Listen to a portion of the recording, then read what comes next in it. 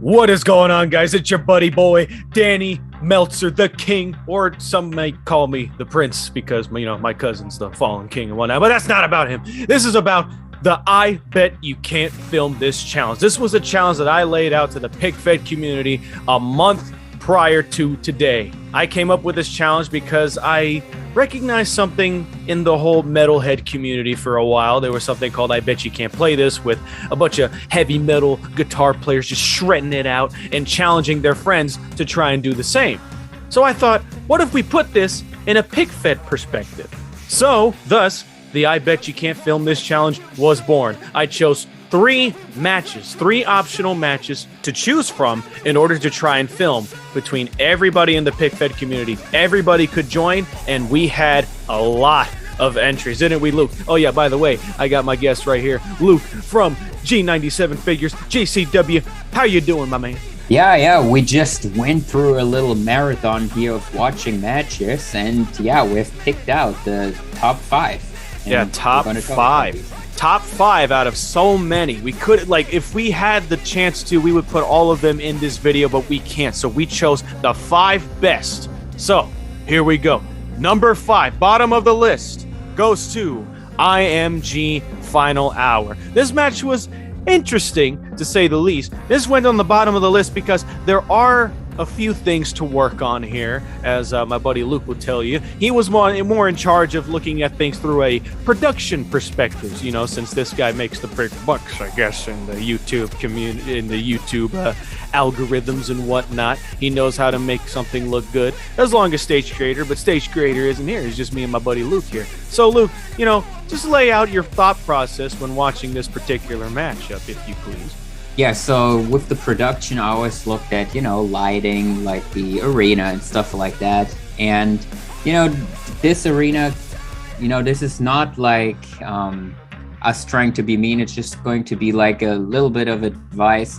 The backdrop, I feel like, could use a little bit of work, and so does the stage. I feel like Danny even thought like it might collapse on Pentagon or something there. It was kind of like a hypothetical thing. It would have been so funny if Pentagon came out and just did the Shadow, and then the whole thing just fell on him and just killed him before the match even started. I was worried that was gonna happen. But you're early on in your journey, and my stages weren't good either when I first started. So Jesus Christ. Yeah.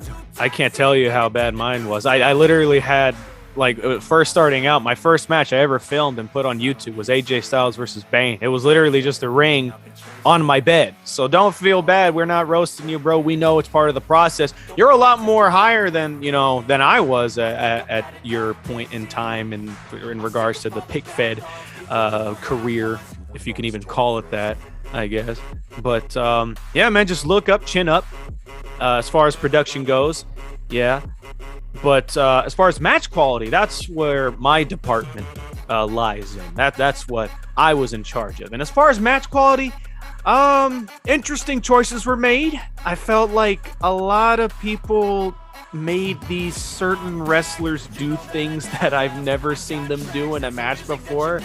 I don't know, just spontaneously doing springboards every 2 seconds from Pentagon. I don't know. I'm more inclined to think that Pentagon will more wrestle in his Lucha Underground days. He didn't do springboards all the times and whatnot, but I guess nowadays this is how Pentagon wrestles. But for me, I wasn't really digging that. I wasn't really digging this Pentagon doing these springboard moonsaults out of nowhere, and then but there were times where I thought the fast-paced back and forth action was well executed, but still has a lot to be desired in regards to if you really wanted to make it to like a 5-star rating. So far, the way we did it, we gave this a 3.5 out of 10, right? We did it at a scale of 10 because it was 2 people, rating this out of 5. So 3.5 out of 10. Needs improvement, but I'm sure you can do it, man. I believe in you. Go and get it. Number 4.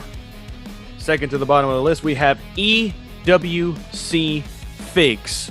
first thing that both of us noticed, I think, was you had like a nice background. It even had your Fed's name on it. So that was good. You see a lot like people just having, the regular AEW and WWE stuff. So that was definitely a positive, and the video quality, lighting and stuff like that looked really good here too. I'm always personally a fan of a little bit bigger arenas, but not a lot of people have a lot of space. But you work with what you had there.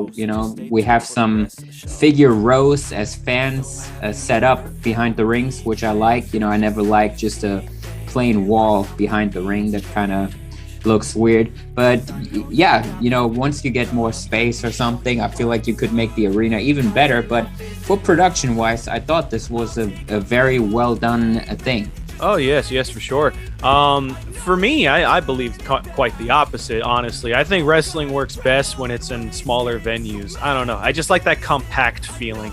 I guess it's just because I'm a Lucha Underground mark and they had a more compact arena. So honestly, to me, I don't want to say the smaller the better, but I will say that this looked actually really good for what it was. Like we said, you work with what you got, you make the best of what you got, and I think that's what you did here. Now, as far as match quality goes, a lot of random stuff was happening. I'm not gonna lie, it was kind of all over the place, back and forth, but it was posed actually pretty well. And I will say it was very entertaining to watch. A lot of crazy stuff was happening. There were times where I kind of popped a little just because of like the absolute calamity that was unfolding here in this matchup between Cesaro or Claudio, whatever you want to call him, versus RVD. RVD always goes ham with these hardcore matches, and Cesaro, he's a very hard hitter guy. And I think this was the only match that actually ended with referee stoppage, wasn't that right? Yeah, I think so. Yeah, and that was a little bit of outside the box thinking. I don't think anybody else really thought of doing something like that. So kudos to you for thinking outside the box and getting a little ballsy, man. So congratulations, you made it on the top 4 or the top 5, whatever. But now we get to the big ones, the top 3 left of this batch of entries that we thought were worthy of calling the top 3. So, number 3, ACIHW. This is the one with the two funny guys, right? Yeah. I like that. The two guys on commentary going back and forth was really fun. And what especially I liked about the production here, where some of the camera angles for especially like the video moments of the big spots and the replays, I feel like that really stood out to both of us and looked really good here. Yeah, but one thing, I mean, it's not really my department, but one thing I did notice was that that's not a Cesaro. That's a Scott Hall part swapping thing that you did. I guess you didn't have a Cesaro Elite, which is fine. Not everybody has the elites for this stuff. So kudos to you for making something work when you didn't really have the thing to make it work. So yeah, that's big props for me. But we just could, no disrespect to anybody here, no disrespect to the work you put into this matchup or whatever. But when me and Luke were watching it, we just could not get ourselves to get out of the mindset of watching the great Blotonio from GTS Wrestling from Grimm's Toy Show. A lot of you guys might be too young to understand that reference, but yeah, that's just a me and Luke thing. If you're really curious, just type in Grimm's Toy Show, the great Blotonio, and yeah, I feel like it was that head scan or something. I think it was like a basic or a 2-pack type thing, but. I will say this match kind of inspired me for some ideas that might come into FAW, but I won't go into details here. But I will go into match quality aspects here. It's very similar to the last one. A lot of random shit was happening. A lot of random spots in here, whatever. It was very all over the place, very chaotic, but it was chaotic in a very entertaining and endearing way, I say. It really reminded me of like the old times when I was a little kid and I was just throwing these toys around and having fun with my my family members when it came to playing with these toys. So I felt kind of a warm feeling in my heart. You know, I went back to memory lane when it came to these wrestling figures, and I'm pretty sure you had a lot of fun doing this too. Now, I will say my favorite part was that wicked Canadian destroyer that Rob Van Dam just randomly did on Cesaro there. That replay did it a lot of favors as well. Yeah. That was really cool, yeah. And one other interesting thing was the fact that you had a commercial break. And it was the commercial advertising the Broken Skulls podcast with G-Man. And if any of you guys are watching, make sure to watch that. But that was a very interesting choice there. I was not expecting that. It actually caught me off guard very much. And even caught Luke off guard. He literally just audibly said, "What the?" And then boom. Yeah. I didn't expect that. Yeah. But thanks for doing that. Honestly. You know, it's not every day you see a video of yours being advertised on another person's content without you asking for it. So thanks for that, bro, and enjoy your number 3 spot. Congratulations.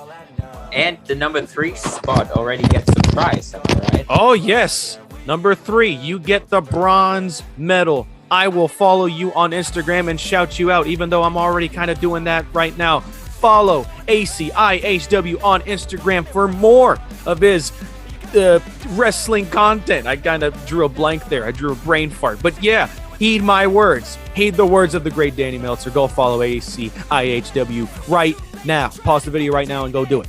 But in the meantime, it's time for the 2 biggest ones. The 2 that are actually tied for the top spot. Because these 2 have the same rating. We gave them both 6.5 each. We couldn't decide on which one gets the top prize. But before we go deeper into that and what we're going to do about that, let's say the names of these 2, because I know everyone's dying to hear it. So, number 2, no particular order, we have AFWE. This kid did Johnny Gargano versus Hangman Page for his stellar looking stays. What did you think so? I thought this was for the production. What I really liked about it the most was like the colors were so vibrant, and this is always something that I personally try to get right as well on my channel. So I really like that. And I feel like we gotta kind of talk about both of these matches from Balor Boy as well in comparison. So what I preferred in this match was where the Balor Boy Fix match came a little short, was that some of the moves in the Balor Boy match looked kind of slow at points, like they were in the air for a little long and stuff, and that in the AFWE match here was not the case. I feel like all the video clips, they were like just the right pace or time, however you would say it here. That's definitely something we have discussed here, right? Yeah. When I was watching, by the way, so Balor Boy Entertainment, Balor Boy Figs, you made a contender for the top spot, by the way, if that wasn't clear enough. So congratulations on that to both of you. But yeah, so as far as comparing and contrasting goes, I'd say as far as like looking like a show, I don't know, I kind of preferred how Balor Boy Figs looked. I know AFWE, so AFWE, excuse me. He had the more vibrant colors, but his setup looked a bit more like, I don't know what the word is, generic. Yeah, it was a little, it was a little smaller. Balor Boys, everything felt like a little bit more spaced out. Yeah. But as far as like match quality goes, these 2 are kind of equal. I mean, both of the matches felt about the same length. Actually, no. AFWE's match was very short, and I felt like it was too short for its own good because I just wanted it to go a little bit longer because I was actually popping in this match. There was really nice counters here and there. It was very fast-paced. Opposite problem to what Balor Boy Figs did, because a lot of his moves felt like very stiff, very slow, but it was posed really well. Both of these guys posed very well, and yeah, it was a really tough challenge for me to try and pick one over the other, because both of these are really that good in terms of like what the competition held in this this challenge. So we decided that if we couldn't come to a conclusion on which one to pick as the top prize, we're gonna take it to whatever Luke uses to choose something that he does not have the power to choose, like the whole Intercontinental Championship division. The wheel that likes Bobby Lashley a lot.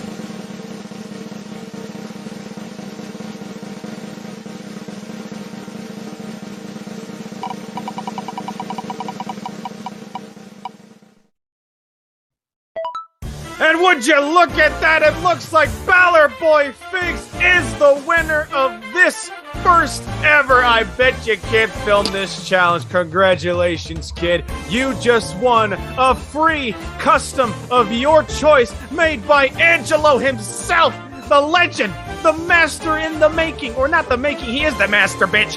It is yours. Congratulations. We will hit you with updates. We will DM you personally on what you would like to have for your custom made by Angelo. I'm rambling on here, but you, AFWE, do not feel bad, because you get the second place prize, which is me personally buying you something from ringside, which is under $40. That's the budget here, but it is all yours. Just, I will hit you up and we'll discuss the further details. And like I said before, follow ACIHW. With that said, thank you all for watching. Thank you, everyone who participated in this I Bet You Can't Film This challenge. This was a lot of fun, even though it was kind of a chore to watch all these matches in one sitting, wasn't it, Luke?